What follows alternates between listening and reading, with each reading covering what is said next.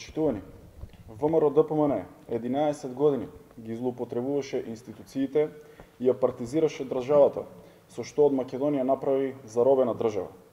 За само неколку месеци, од октомври 2016 до 31 мај оваа година, владата предводена од ВМРО ДПМН ангажирала над 7700 лица во државната администрација.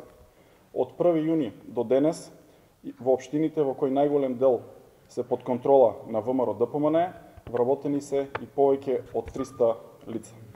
Ова е само еден од низата докази за степенот на партизираност што зад себе го остави ВМРО ДПМН и е доказ дека потребно е итно ослободување на институциите од партиските стеги. Затоа владата, предводена од Социјалдемократскиот сојуз на Македонија, започнува процес на професионализација на државната администрација. Преку владиниот реформски план 369, владата започнува процес на темелни реформи во државната администрација, што ќе обезбедат професионални и ефикасни институции. По локалните избори во октомври, таквиот процес на професионализација на администрацијата ќе продолжи и на локално ниво. Граѓаните и Република Македонија заслужуваат и ќе добијат државна администрација што ќе биде сервис на граѓаните и ќе ги следи нивните реални потреби. Никогаш повеќе нема да дозволиме некоја државна институција да функционира како нечии партиски штаб, како што тоа го правеше ВМРО ДПМН. Благодарам.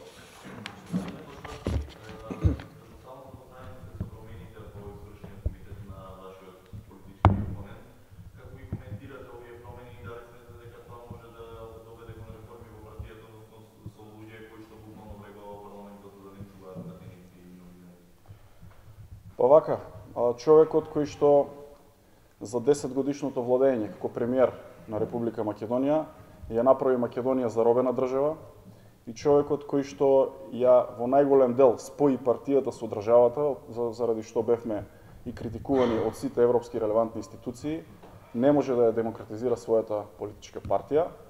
Секоја ваква шминка која што се прави преку ноќ нема да дојде и нема да доведе до демократизација на ВМРО ДПМН. Таму се потребни крупни реформи, меѓутоа граѓаните го препознаваат тоа и на наредните локални избори Социјалдемократскиот сојуз ќе однесе огромната победа во октомври.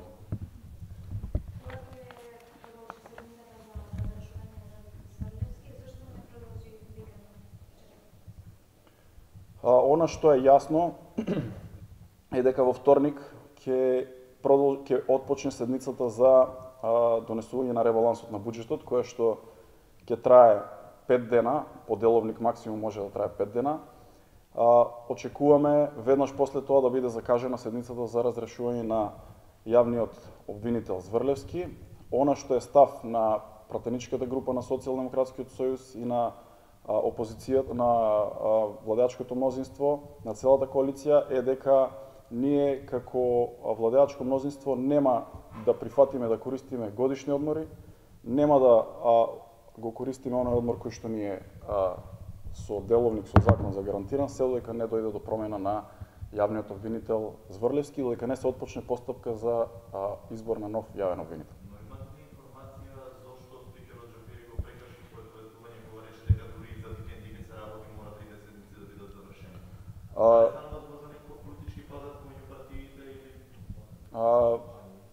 Право на спикерот, на председателот на собранието е кога ќе ја закаже седницата. Наш интерес е тоа да се случи час поскоро, бидејќи од таму ќе почне демократизацијата на институциите и на судскиот систем, на целиот правосуден систем во Република Македонија. Меѓутоа, што ќе направи, кога ќе ја закаже седницата председателот Ала Џафери, останува да видиме, бидејќи знам, закажена е седницата за во вторник за донесувањето на ребалансот на буџетот, дека во тие денови ќе се носи ребалансот на буџетот и ќе се дебатира по ребалансот. Ние сме подготвени веднаш потоа да се отпочне и да бидеме дел од седницата за разрешување, продолжувањето на седницата за разрешување на јавниот обвинител Марко Зврлевски и инсистираме да се случи тоа час поскоро.